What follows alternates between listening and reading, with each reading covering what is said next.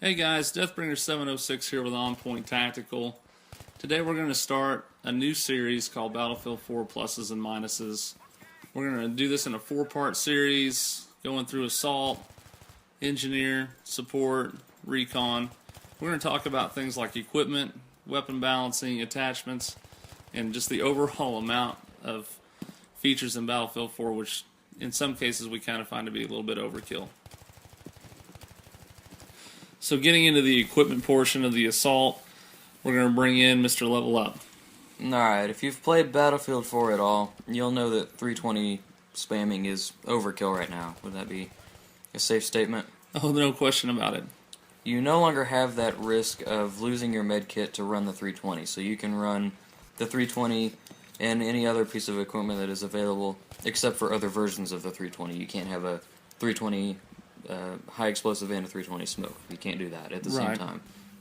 Which does make sense because, I mean, that would be slightly ridiculous, I think, if you could just swap out ammo types and shoot smoke grenades and explosive grenades. But there's no longer that risk there, so that means that a lot of people are using the 320 instead of the defibs or the medic kit, and it just winds up in an overkill amount of grenade spamming.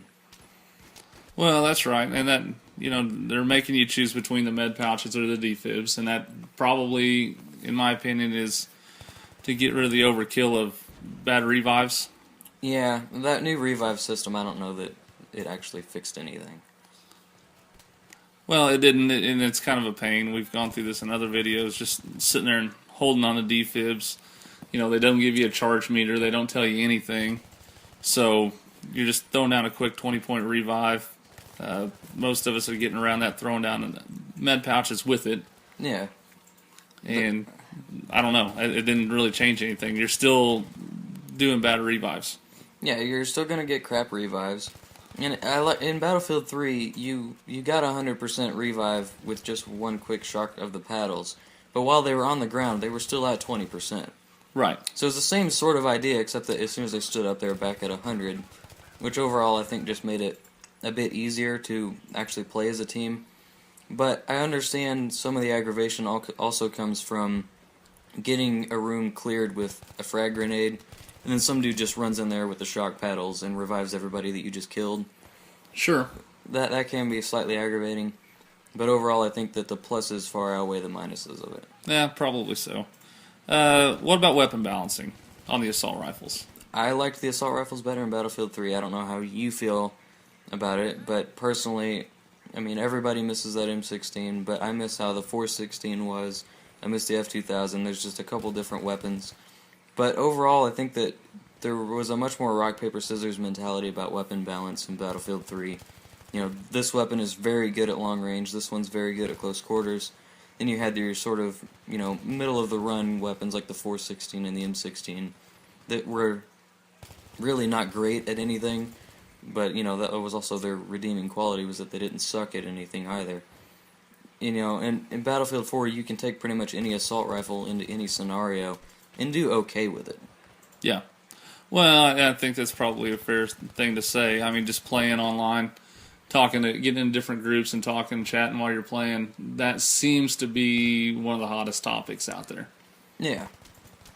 I mean, have you ever felt like you were just going to be at an insane disadvantage using the SCAR in close quarters? No.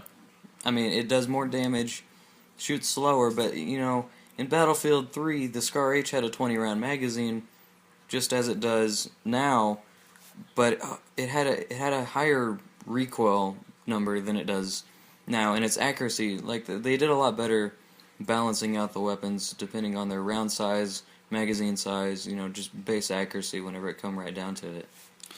Well, that's right. I don't know. You know, you go through these weapons, maybe it has something to do with attachments, getting comfortable with the weapons. There are so many different attachment options now. You know, going back to do this video whenever we were playing, I just sat there and couldn't believe how few options there were, and we were getting along just fine with them. Yeah, I mean, I don't like the new attachments because there are so many of them.